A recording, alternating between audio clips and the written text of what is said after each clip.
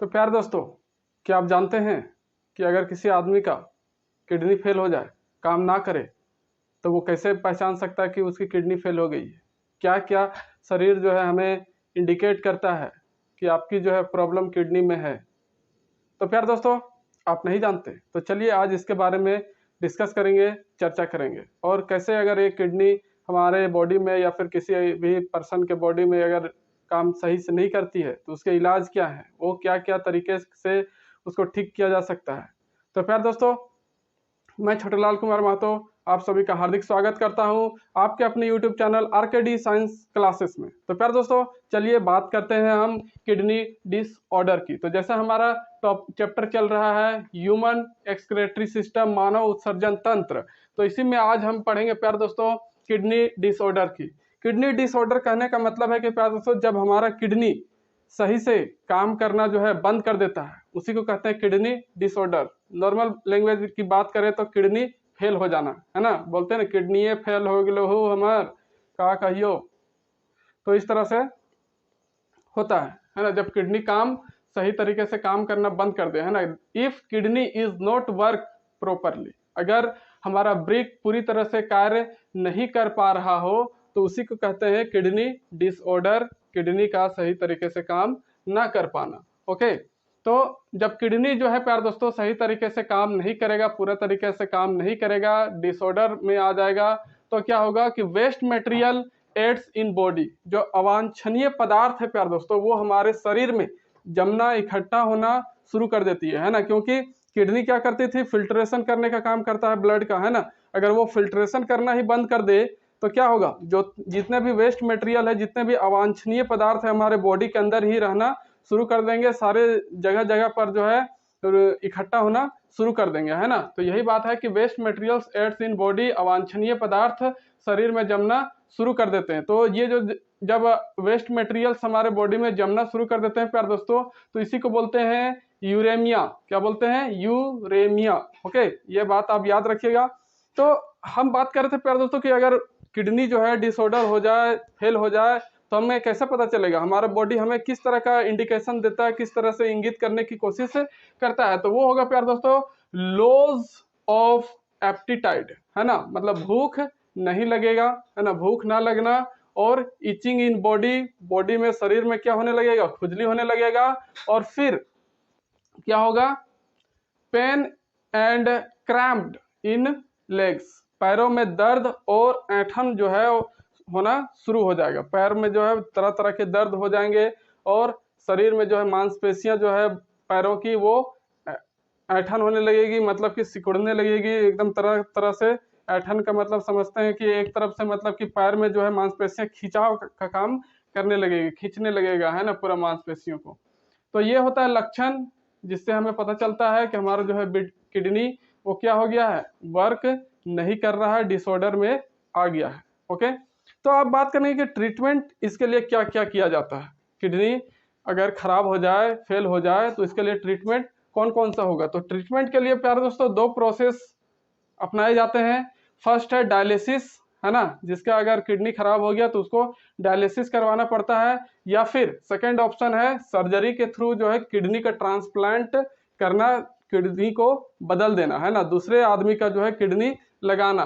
लेकिन ऐसा बहुत कम संभव हो पाता है, क्योंकि इसमें खर्च भी ऑपरेशन में बहुत ज़्यादा आता है ना, लाखों में पहुंच जाता है। और फिर किडनी ट्रांसप्लांट करने के लिए जो डोनर होता है उसकी भी कमी देखने को मिलती है ना। तो किडनी सर्जरी में क्या होता है, किडनी को बदल दिया जाता है, और या तो वो लिविंग पर्सन हो सकता है या फिर कोई डेड पर्सन की भी किडनी को हम बदल देते हैं, जिसकी जरूरत हो उसके अकॉर्डिंग। ओके, तो अब सेकेंड ऑप्शन बात करेंगे इधर डायलिसिस वाला प्यार दोस्तों, जिसको अपोहन बोलते हैं, है ना। और ये जो डायलिसिस कराने का जो प्रोसेस है उसको बोलते हैं ऑस्मोसिस प्रोसेस। कौन सा प्रोसेस? Osmosis process. तो इसमें क्या होता है प्यार दोस्तों, जो आदमी का ब्लड है, मतलब कि जिसकी किडनी खराब हो चुकी है, काम करना बंद कर चुकी है, तो उसके ब्लड को क्या किया जाता है, हमारे बॉडी का जो वेन होता है वहां पर जो है दो पाइप जोड़ दिए जाते हैं, दो वेन में दो पाइप जोड़ दिए जाते हैं, और एक पाइप से क्या किया जाता है, ब्लड को बाहर निकाला जाता है। पूरा ब्लड को बॉडी से बाहर निकाला जाएगा, और फिर दूसरे पाइप से जो शुद्ध होगा ब्लड उसको वापस इंस्टॉल किया जाता है, घुसाया जाता है बॉडी के अंदर, है ना। तो इसमें होता कैसे है, तो एक होता है सेमी परमिएबल अर्ध प्रागम्य झिल्ली। ओके, तो इस झिल्ली से जो है प्यार दोस्तों क्या होता है कि बॉडी का जितना भी ब्लड है सबको पास कराया जाता है ना। प्रागम्य झिल्ली जो है, अर्ध प्रागम्य झिल्ली, उससे क्या हो जाएगा, बॉडी को पास कराया जाएगा। जैसे कि सपोज दैट ये एक झिल्ली है ना, तो बॉडी से जो भी ब्लड निकाला गया है पाइप के थ्रू, यहाँ से क्या होगा, पास होगा। और यहाँ से जब ये पास होगा प्यार दोस्तों, तो यहाँ पर इस झिल्ली से क्या होगा कि बॉडी के जितने भी अवांछनीय पदार्थ हैं, है ना, उसको इस झिल्ली में ही रोक लिया जाता है, इकट्ठा कर लिया जाता है, यहीं पर रोक लिया जाता है। और पास होगा सिर्फ ब्लड का स्मॉल पार्टिकल्स कह सकते हैं, स्मॉल पार्टिकल्स पास करेंगे यहाँ से।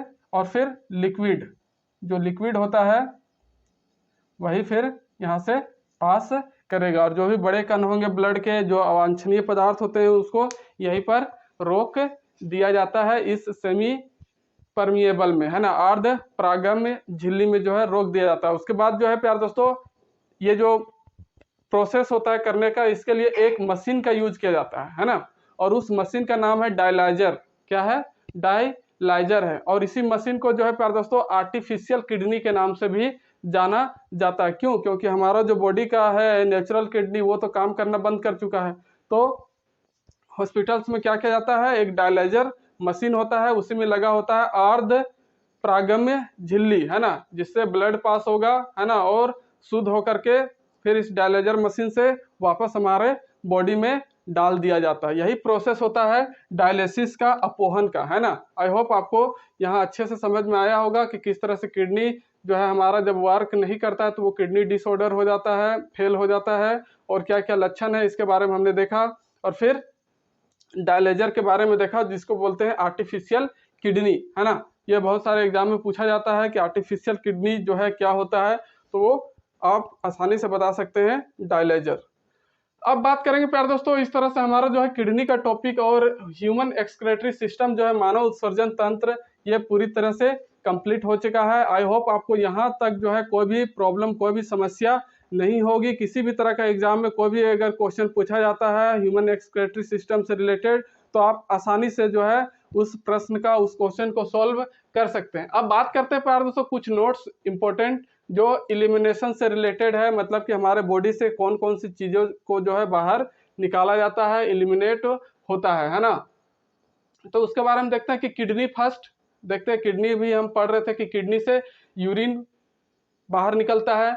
और फिर स्किन, हमारी जो त्वचाएं होती है, यहाँ से क्या बाहर निकलता है, आप सभी जानते हैं, सभी को देखे होंगे कि इससे स्वेट मतलब पसीना और वैक्स मोम भी कुछ बाहर निकलते हैं, है ना। उसके बाद हमारा बॉडी का जो स्मॉल इंटेस्टाइन है प्यार दोस्तों, यहाँ से भी कोई चीज का जो है, किसी चीज का एलिमिनेशन होता है, एक्सकर्शन होता है। तो वो क्या है, एक्सेस अमाउंट ऑफ मिनरल्स। जब लवणों की जो है मात्रा बढ़ जाती है हमारे बॉडी में, तब वहां से जो है स्मॉल इंटेस्टाइन से उसको बाहर निकाला जाता है। जैसे कि कैल्शियम जो है Ca, इसका जो है ज्यादातर लवण जो है ये ज्यादातर इसको बाहर निकाल देता है हमारा स्मॉल इंटेस्टाइन। उसके बाद लीवर से क्या होता है प्यार दोस्तों, बाइल पिगमेंट निकलते हैं, है ना। जब लीवर वाला टॉपिक पढ़ेंगे तो ये पूरा अच्छे से देखेंगे। उसके बाद लंग्स जो है, फेफड़ा, इससे कार्बन डाइऑक्साइड को बाहर निकाला जाता है, एलिमिनेट कर देता है लंग्स कार्बन डाइऑक्साइड को। उसके बाद किडनी स्टोन, जैसा कि हम देख रहे थे कि किडनी में क्या हो जा रहा था, कैल्शियम ऑक्सीलेट जो है और यूरिक एसिड के बढ़ने से किडनी स्टोन का फॉर्मेशन होता है। हम देख रहे थे कि जैसे ये हमारा ब्रिक था, है ना, और ब्रिक में इस तरह से हमारा बीच में एक यहाँ पर क्या होता है, सेंटर में, इस सेंटर में ब्लड आकर के कुछ देर के लिए जमा होता है। यहीं पर जो है ये कैल्शियम ऑक्सीलेट और यूरिक एसिड जो है यहाँ पर धीरे धीरे होकर के जमना शुरू कर देते हैं और एक स्टोन का रूप ले लेते हैं। इसी को बोलते हैं किडनी स्टोन, है ना। तो किसके कारण से होता है, कैल्शियम ऑक्सीलेट और यूरिक एसिड के वजह से, है ना। और फिर इसको भी बताया था कि किडनी स्टोन किस तरह से इसको ठीक किया जाता है, एक तो ऑपरेशन के थ्रू और एक विदाउट ऑपरेशन मैंने बताया था, है ना। और इसलिए डॉक्टर लोग जब किडनी बोलता हूँ, जब आपको इस तरह का स्टोन हो जाता है, किडनी स्टोन, लिवर स्टोन जो भी, तो डॉक्टर आपको बोलेगा कि खूब पानी पीजिए, इतना पानी पीजिए, इतना पानी पीजिए कि मत पूछे, है ना। एकदम दिन भर जो है आप पानी पीते रहिए। तो बहुत लोग बोलेंगे कि किडनी जो है अगर स्टोन हो गया आपके बॉडी में, तो उसका एक ही उपाय है कि दारू पीजिए, हैं। लेकिन लोग बोलते कैसे, क्यों है इसको?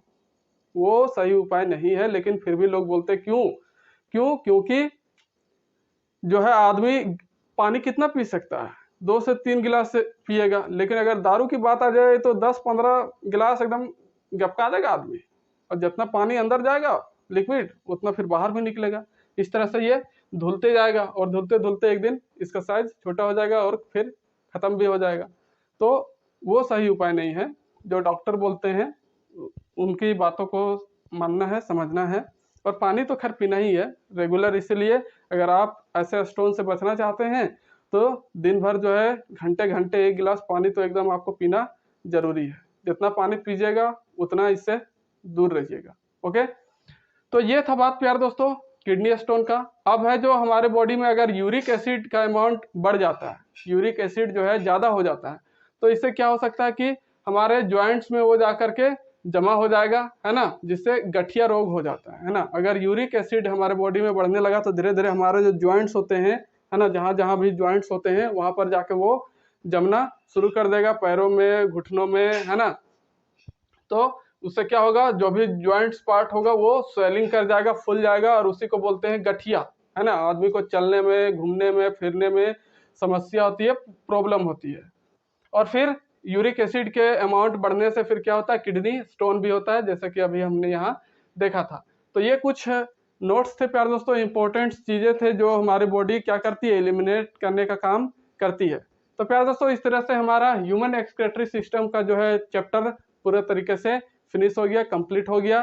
तो आई होप आपको सारी चीजें अच्छी से समझ में आई होंगी। और प्यारे दोस्तों चैनल में नए ही होंगे तो आप चैनल को लाइक, शेयर और कमेंट और सब्सक्राइब करना ना भूलें। जितना हो सके उतना आप शेयर जरूर कीजिए मेरे प्यारे दोस्तों। आपसे लोगों से मेरा यही विनम्र अनुरोध है। तो प्यारे दोस्तों मिलते हैं नेक्स्ट वीडियो के साथ और एक नए टॉपिक के साथ, और वो टॉपिक होगा क्या, डाइजेस्टिव सिस्टम। अगर आपको लगता है कि कोई और होना चाहिए, अगर आप वीडियो देख रहे हैं कल तक, तो आप बताइए आपके अनुसार क्या होना चाहिए, वो भी मैं कर दूंगा, है ना। तो अगर किसी ने कमेंट नहीं किया तो फिर वही होगा डाइजेस्टिव सिस्टम, मेरा नेक्स्ट टॉपिक, नेक्स्ट चैप्टर। तो मिलते हैं प्यारे दोस्तों नेक्स्ट वीडियो के साथ। तब तक के लिए नमस्कार, जय हिंद, जय भारत, जय झारखंड।